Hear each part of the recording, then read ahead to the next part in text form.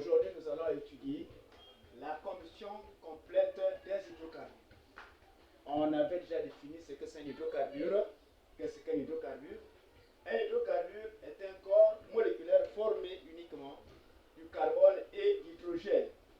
Et leur formule générale, c'est CXHY. Donc aujourd'hui, nous allons voir la combustion complète des hydrocarbures. Et en premier lieu, on va d'abord définir ce que c'est la combustion. Qu'est-ce que la combustion? Alors, une combustion est l'action de brûler un corps. Donc, vous avez un corps, vous allumez, ce corps brûle. Alors, cette action de brûler ce corps est appelée une combustion.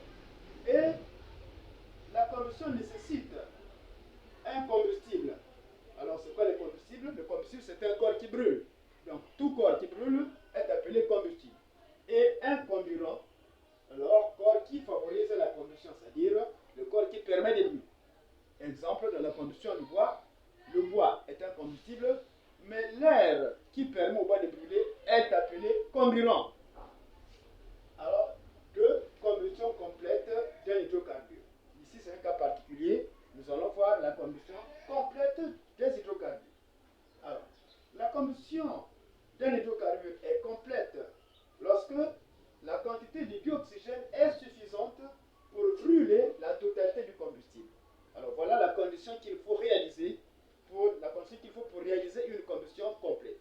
D'abord, la quantité de dioxygène doit être suffisante. Sinon, la combustion ne doit pas être complète. Et dans une combustion complète, la flamme est colorée en bleu et la quantité de chaleur dégagée est maximale.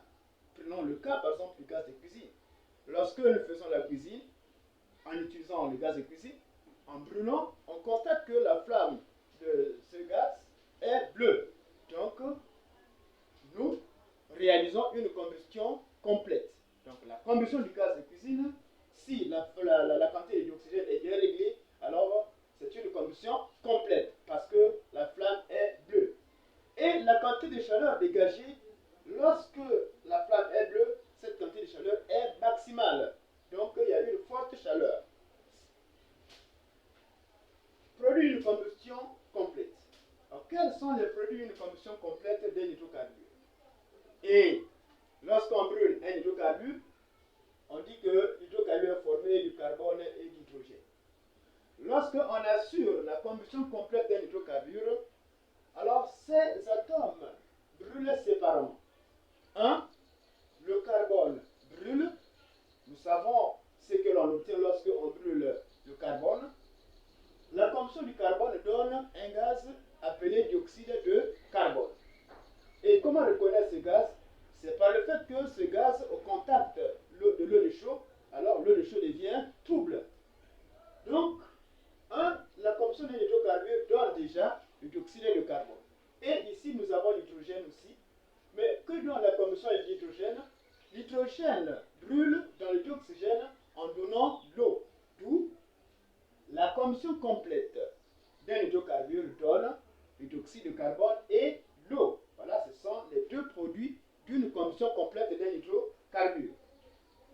Comment reconnaître le dioxyde de carbone? Je vais le dire. Le dioxyde de carbone est un gaz qui trouble l'eau de chaud. Autrement dit, lorsque nous expirons ici, on rejette le dioxyde de carbone. Alors, si avec l'eau de chaud ici, à l'aide d'un tuyau, je souffle dans l'eau de chaud et vous devrez constater que l'eau de chaud devient trouble. Donc, cela veut dire que l'air que je rejette lors de l'expiration contient du dioxyde de carbone. Et l'eau, comment reconnaître la présence d'eau dans un milieu? Alors, il faut utiliser un corps qu'on appelle le sulfate de cuivre. Anide, c'est-à-dire le sulfate de cuivre a une couleur blanchâtre. Mais lorsque vous mettez l'eau en contact du sulfate de cuivre, vous constatez que le sulfate de cuivre devient bleu, prend une coloration bleuâtre. Et cela signifie que le milieu dont on se trouve, il y a la présence de l'eau ou encore de la vapeur